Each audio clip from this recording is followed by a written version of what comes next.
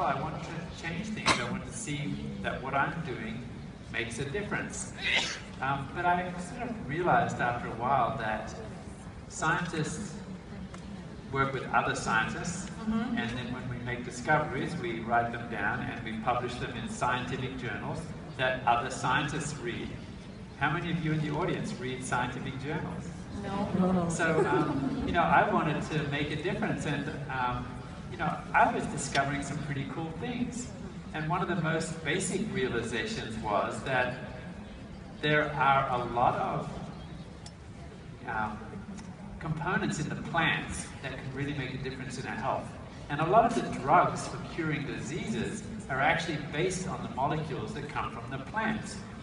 And I was always interested in researching the actual molecule that came from the plant.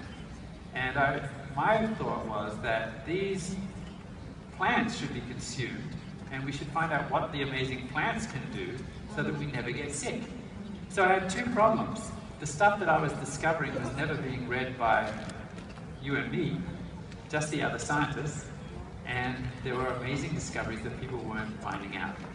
So I was working at the National Cancer Institute in the United States when I got a phone call, kind of out of the blue, from a human resources director at Nuskin in Provo, Utah.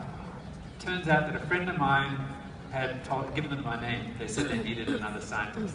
At first I turned them down. I said, oh, Amway? Something like that? I don't know. And they called me back.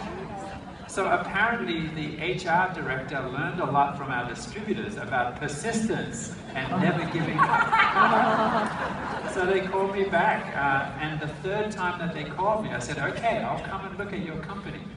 And I was very impressed with what I saw. And I got a promise, I looked at them and I thought, they are interested in plant nutrients. They are interested in changing lives. They have distributors that are very motivated to talk to their friends and share information. And so I thought, this is great. So we can get information to the public through this amazing network of motivated distributors who love to leverage. So that's problem one solved. What about the problem of real science? Is this company going to ask me to do things that I don't want to do, sort of compromise the scientific credibility and values that I had? And I received a promise from the management of Nuskin, Blake and the team at the time, that the scientists in this company have the power of veto.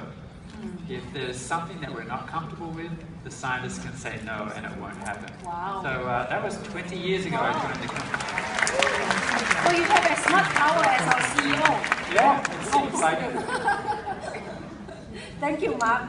Like I mentioned earlier, our R&D team have been so involved in our mission to be a force for good by empowering people, by giving us really innovative products. And both Sahatat and Dr. Joe are just one of those beneficiaries that have benefited